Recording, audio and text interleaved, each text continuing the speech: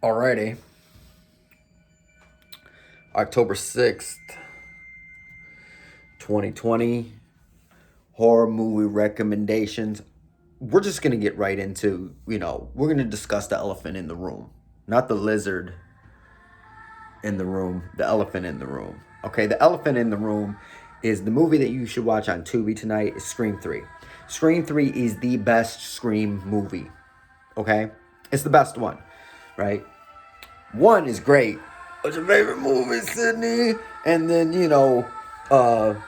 Drew Barrymore is running. She gets stabbed in a white turtleneck. And then they did the same scene in Scary Movie, but they stabbed Carmen Electra. And a whole fake titty came out. And the screamer and all that stuff. But the story in the first one was about Sydney's mother, like, being the freak of the week, right? And that was all skipped in number 2 in favor of some other shit. But number 3, it comes back. Sydney Mama, freaking weak. That's why the director dude is pissed and he wants to kill Sydney. He wants the fame. He wants the fortune. He wants the glory. It's really her brother. He's mad. It's all in the plot of the film. All in the plot of Sydney's mom being freaking weak.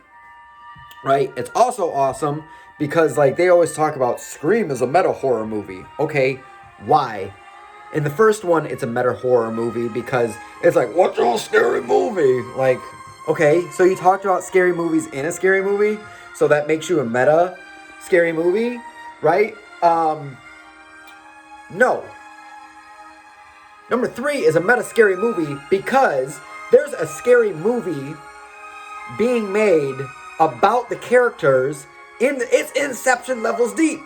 There's Screamer going on, and then there's Stabber going on. Same, houses, setting, all that stuff, right?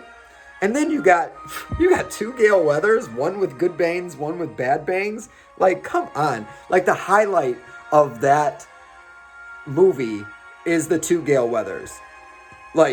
Doppelganger Gale Weathers, smoking cigarettes, being an over-emotional actor with the dude living in the trailer in the driveway, and Patrick Warburton is the bodyguard. That's the best one. So Tubi, check out Scream 3, the best Scream movie, who brings the whole story full circle. I don't know about number 4. I always see pictures of Hayden Panettiere, right? But I don't think I've ever seen number 4. Maybe I did once. Okay. If you got Netflix, you got to check out Poltergeist. You've probably seen Poltergeist a million billion times, like I have, but once you watch it a million billion times, you start noticing different things. Coach's wife is, she had the oldest daughter when she was 15, and then when they're running away at the end of the thing, when all of the dead bodies are popping up out of the ground, she got these big hickeys on her neck and all this stuff. You just don't notice. The one girl's reckless, and it's how she's dealing with the whole, poltergeisty situation, right? She just left out of the house and started being reckless. All right, if you got Hulu, mark it on your calendar because I'm about to suggest a slow burn artsy horror with the slow, they do the slow violin, and the camera's always twisting and turning, the camera's always doing all this. Everything's slow, everything is symbolism. There's no monster, the monster is the depressive thoughts in your mind, right? Hulu, Welcome to Mercy. Welcome to Mercy is about this girl. She's on this island. The island's a mental hospital ran by nuns, right? There's some possession stuff going on. And then, boom, there's this big spoiler. And you're like, what the fuck? This changes everything that I've ever thought about. I can't say what it would change your whole mind on. But, okay, possession. Okay? This movie will change your entire perception and your thoughts on possession. When you get to the spoiler, you'll be like, oh, dang. Is that legit?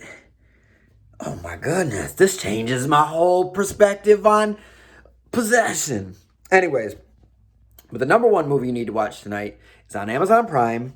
and it is Bride of Re-Animator. You might know Re-Animator with the one with the Barbara Crampton and Jeffrey Combs, and you know they bring the cat back to life. This is the sequel, Bride of Re-Animator, like in the old style when you know like Dracula's sequel was like Daughter of Dracula, and then like the sequel to that was Son of Dracula. Like the way they do scary movies is they just make a sequel. They just make a second part. There's the second part. Jason's coming back. He's killing other people. No, the old timey movies they would have the story, and then like it would pick up like the next night, the next day, the next year. It would be the sequel would be a continuation of the story, right? They kind of did this with Friday the 13th 2 to Friday the 13th 3. Friday the 13th 3 takes place like the night after Friday the 13th 2, right? But anyways, Bride of Re-Animator picks up right where Re-Animator left off. You got Jeffrey Combs and that handsome looking dude, and Jeffrey Combs wants to make, you know, a pretty Re-Animator girl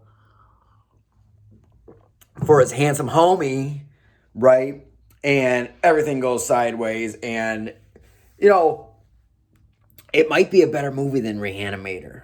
Like, it might be a better movie than Re-Animator. Like, sure, Re-Animator, you say to people in the general mainstream consensus, like, you ever seen Re-Animator? And they'd be like, yeah, I've seen Re-Animator. And you'd be like, what about Bride of Re-Animator, Beyond Re-Animator? And they're like, what is that? Is that, like, store brand? Is that some store brand stuff?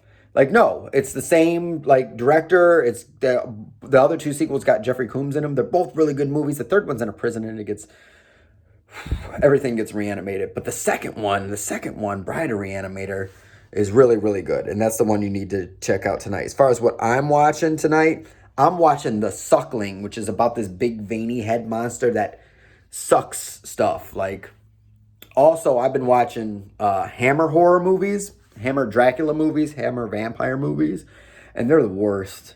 Like, they're very liberal on the ways that you can kill a vampire, right? Like, in the first one, Peter Cushing's, like, crosses two candlesticks, and, like, Christopher Lee's like, ah, and then, like, the satanic rites of Dracula, they get Dracula to walk into, like, a mulberry bush because mulberries kill Dracula. Like the one I watched yesterday was Brides of Dracula. That doesn't even have Dracula. It's got some other blonde-haired, handsome dude who's got like vampire girls. And Peter Cushing kills him by, he turns the windmill, right? So the shadow of the moon or the light of the moon casts onto the windmill, and the windmill makes like a cross, and the vampire is standing in the shadow of the windmill that's shaped like a cross. And they're stupid, but they're so good because they're like, you know, they're 60s and they're super gothic and all that stuff. So